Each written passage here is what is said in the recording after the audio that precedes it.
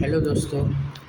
तो आज हम यूपीएससी प्री जियो केमिस्ट का जो 2026 में इसका पेपर हुआ था केमिस्ट्री का, उस सेक्शन में हम फिज़िकल केमिस्ट्री के जो न्यूमेरिकल्स या क्वेश्चंस आए हुए थे उसको हम सॉल्व करेंगे और उनके आंसर्स को देखेंगे। ठीक है, तो ये वीडियो हो सकता है 2 पार्ट या 3 पार्ट में हो जाए लॉन्ग होने की वजह से। तो इसकी पूरी मतलब जितने भी फिज़िकल केमिस्ट्री से रिलेटेड क्वेश्चंस थे उनको हम सॉल्व करेंगे इस पर्टिकुलर। चलिए स्टार्ट करते हैं।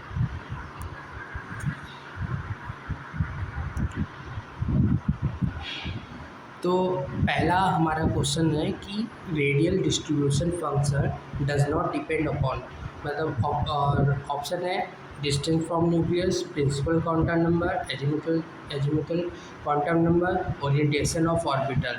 अब किस पे, अब जैसे हम जानते हैं कि रेडियल डिस्ट्रीब्यूशन जो है वो क्या होता है 4 पाई आर स्क्वायर एन एल।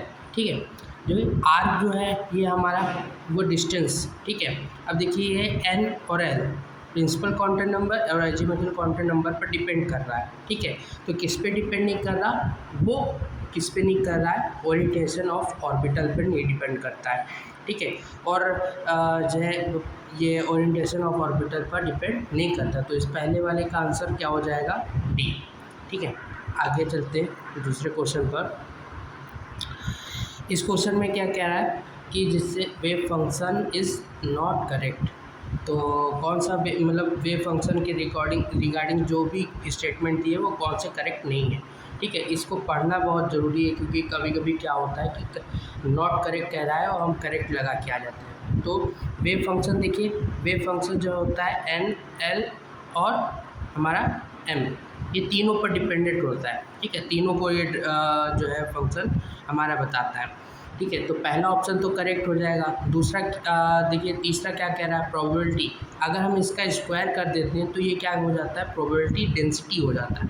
और अगर हम इसमें वैल्यूम या सरफेस एरिया या जो है उससे मल्टीप्लाई कर देते हैं तो प्रोबेबिलिटी मतलब पर्टिकुलर उस स्पेस में प्रोबेबिलिटी को बताता है जब हम वैल्यूम या इसको एरिया से मल्टीप्लाई करते हैं। लेकिन अभी क्या है, डायरेक्टली केवल स्क्वायर किया गया है तो वो क्या है, प्रोबेबिलिटी डेंसिटी होगा। ठीक है, दूसरा क्या कहना है लास्ट वाला, wave function should be differentiable.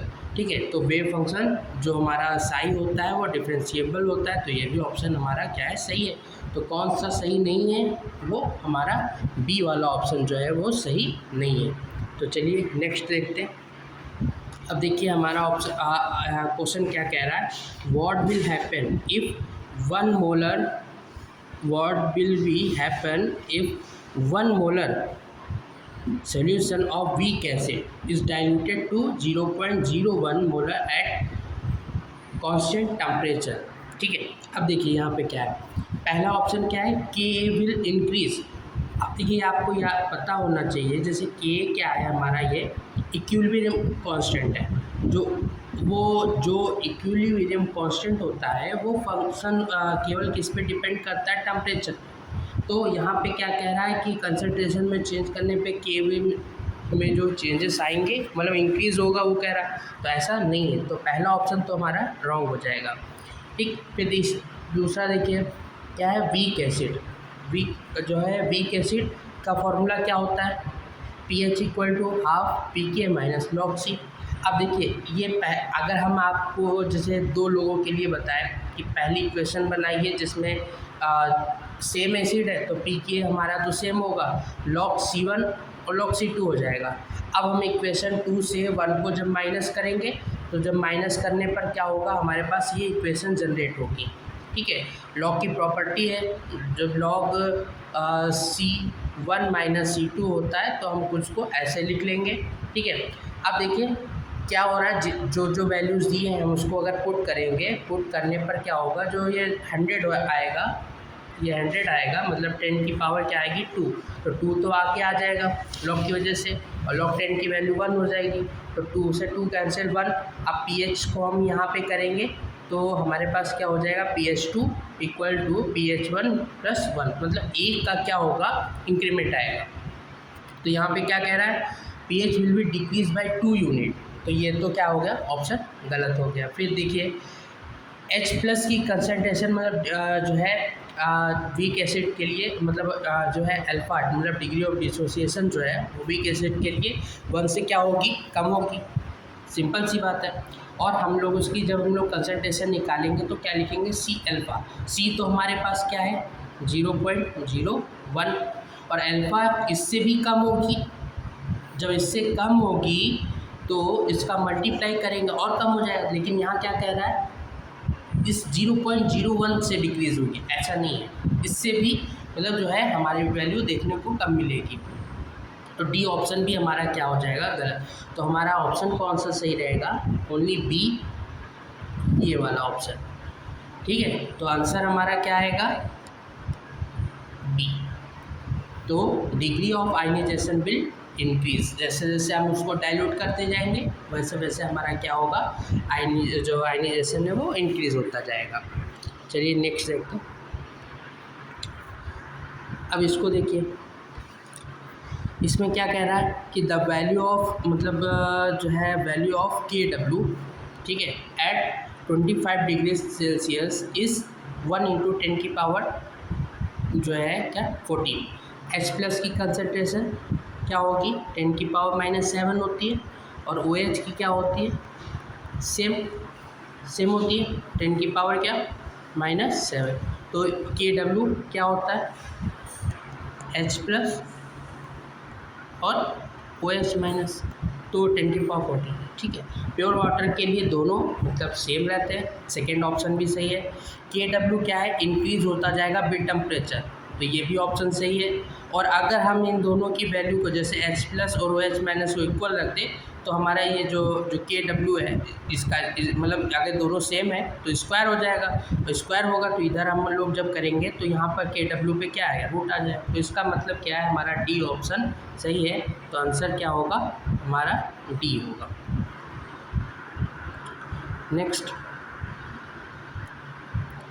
अब देखिए an aqueous solution of contain 0.3 मोल पर लीटर ऑफ KHSO4 एंड 0.6 मोल पर लीटर ऑफ K2SO4। ठीक है, और pH निकालना है, सीधा वो जो है बफर वाला जो सिस्टम होता था वहीं से है क्वेश्चन। तो pH इक्वल टू क्या है, pK plus log salt upon acid होता है, क्योंकि यहाँ पे एसिड है, बेस होता तो सॉल्ट अपॉन बेस कर लेते हैं, और यहाँ पे हमारा जो है pK भी हो जाता और POH हो जाता, वो अलग बात है। अभी हमारे एसिड के बारे में, तो हम वैल्यू सॉल्ट की रखेंगे 0.6, 0.3 हम एसिड की रखा, फिर डिवाइड करेंगे, सारी वैल्यू हमें दी हुई है, तो हमारा ऑप्शन क्या आ जाएगा, ए आ जाएगा। ठीक है, सिंपल सा क्वेश्चन। अब इसमें क्या है, इसमें कह रहा है कि does not act as a buffer, buffer के जो है रिगार्डिंग कौन जो है डज नॉट एक्ट, बफर की तरह एक्ट कौन नहीं करता, तो ऑप्शन हम लोग क्या, इसका क्या हो जाएगा, सी। फिर देखिए यहाँ पे सेम वही अभी हमने जो पढ़ के आए, ठीक है। तो क्या होगा, pH equal to pK plus log conjugate base और अपॉन एसिड। मतलब आप जानते हैं कि जैसे कि एसिड है कोई, वो जब हम लोग उसको जो वो आयनाइज होगा तो वो हमारा एसिड बेस की कॉन्सेप्ट में पढ़ा होगा, तो हम उसको क्या बोलते हैं, कंजुगेट बोलते हैं। तो वही चीज़ है यहाँ पर, तो ऑप्शन क्या हो जाएगा, हमारा बी हो जाएगा। अब यहाँ पे सीधा सीधा हमारा मोलैरिटी, यहाँ पे मोलैलिटी नहीं है, मोलैरिटी है। तो मोलैरिटी क्या क्या फॉर्मूला होता है, सीधा है कि मोलैरिटी में वैल्यूम होता है, मोलैलिटी में हम लोग वेट लेते हैं, ठीक है। और वहाँ पे जो है मोलैलिटी और मोलैरिटी में थोड़ा सा डिफरेंस है कि वहाँ पे वेट है, यहाँ पे वैल्यूम है। तो जहाँ देखिए वैल्यूम कहाँ पे है, तो ये देखिए ये वैल्यूम है पहले ऑप्शन में, दूसरे ऑप्शन में वैल्यूम है, बाकी में तो वेट है। तो ये तो हमारे सी और डी तो गलत ही हो जाएंगे। तो यहाँ पर इक्विवेलेंट वेट लिया गया है, जबकि मोलैरिटी में ऐसा नहीं होता है। तो ऑप्शन क्या है, ए। ठीक है, इसका ऑप्शन क्या हो जाएगा, राइट, ए हो जाएगा।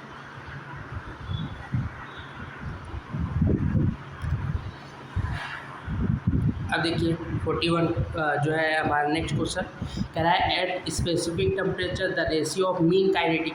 तो मीन काइनेटिक एनर्जी क्या होती है 3/2 kT/RT, मतलब जो है हम लोग जो लिखते हैं 3/2 nRT करके ऐसे भी लिखते हैं, ठीक है। ठीक, तो के इक्वल टू क्या होता है, मतलब ठीक है वो मतलब वहाँ पे हम लोग लिख सकते हैं 3/2 kT जो है मीन काइनेटिक एनर्जी होती है हमारी, ठीक है।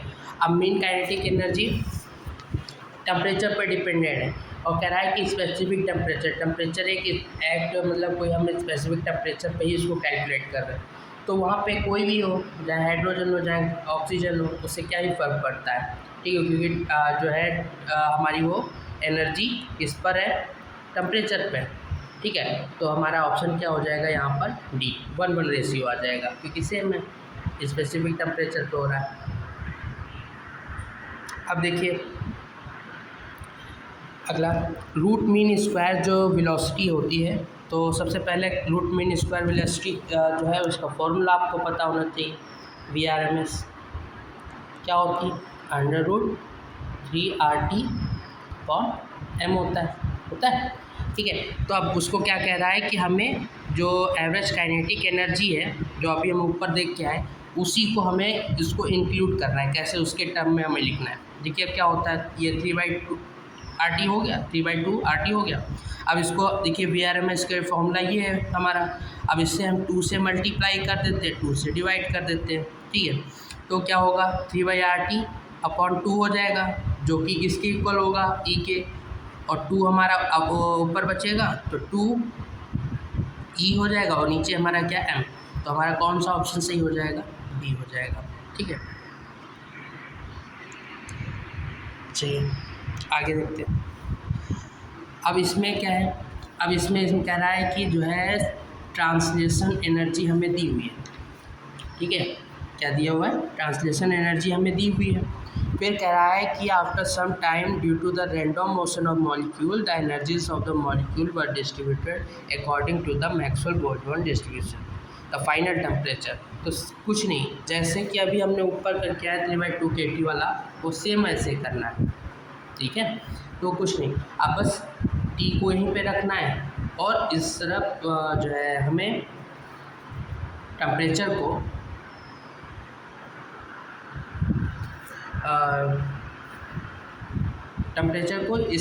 जो है टेम्परेचर को हम लोग इधर रखेंगे, वैल्यू को पुट करेंगे, डिवाइड करेंगे, और डिवाइड करने पर हमारा जो आंसर है वो आएगा हमारा क्या, ए। ऑप्शन क्या होगा, ए होगा। वेल आपको यहाँ पे दिया हुआ है।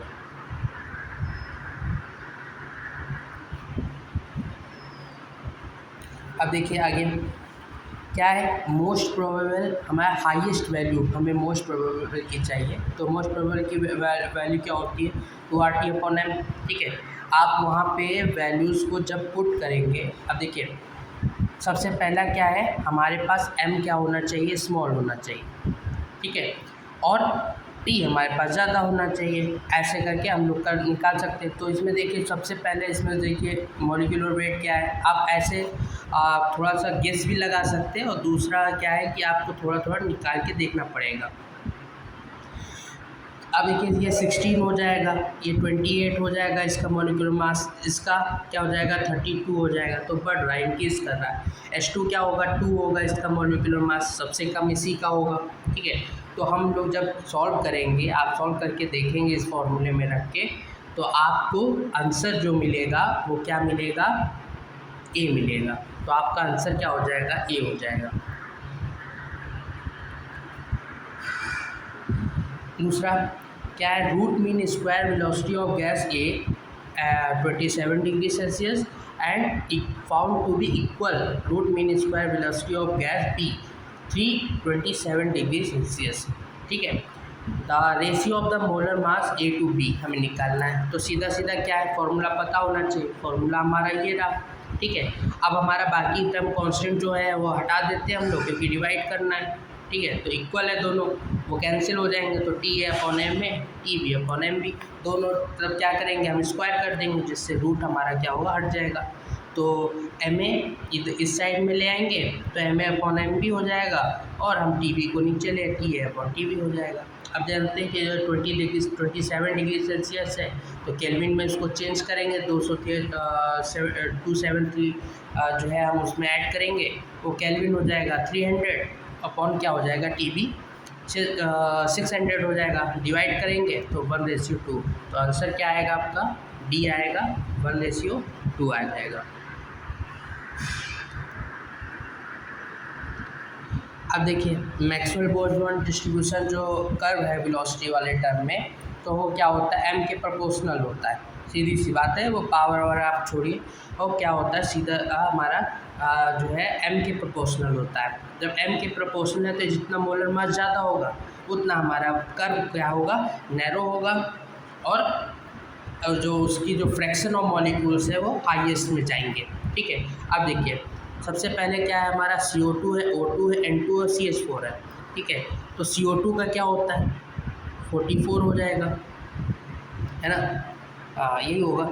फिर O2 का क्या होगा, 32 हो जाएगा, N2 का कितना होगा, 28 हो जाएगा, और CH4 का क्या होगा, 16 मोलर मॉलिक्यूलर मास हो जाएगा।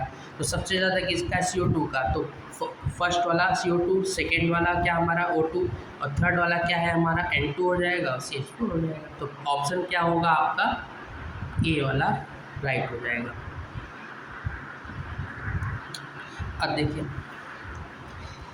क्या कह रहा है, क्या steel vessel contain a mixture of H2 and O2 in 2:1 molar ratio में है, कांस्टेंट टेम्परेचर एंड प्रेशर पर। If the volume of H2 gas collected 10 minute is 15 ml at the same T and P, what will the volume of O2 gas collect in 20 minute at same temperature and।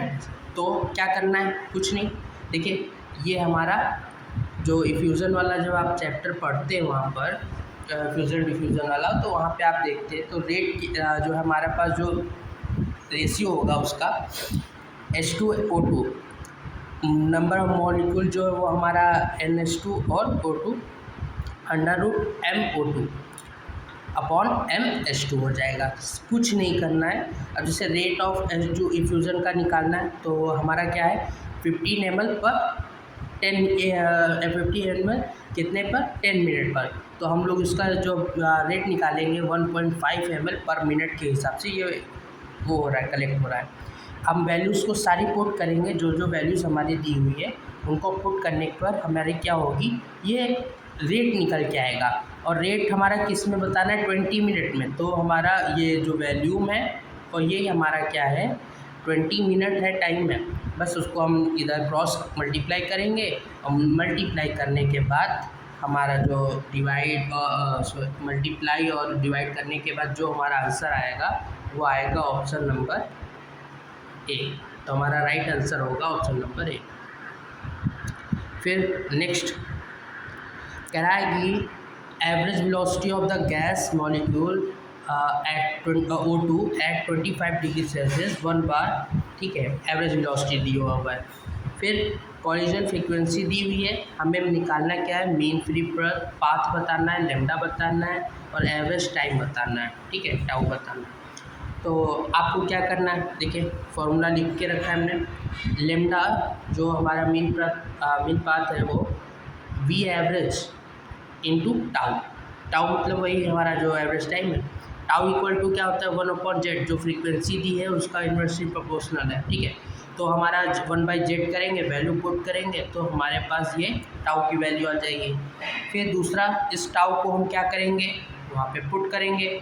अब देखिए put करेंगे और जो हमारे पास V average है उसको रखेंगे और हमारा मल्टीप्लाई करेंगे। मल्टीप्लाई करने के बाद हमारा ये 200 इंटू 10⁻⁹ मतलब नैनोमीटर। तो ऑप्शन क्या हो जाएगा आपका, ऑप्शन नंबर बी हो जाएगा।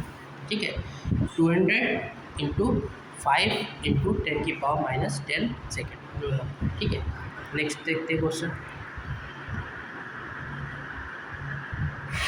यहाँ पे हम जो है लास्ट क्वेश्चन देखते हैं, इसके नेक्स्ट वीडियो में देखेंगे।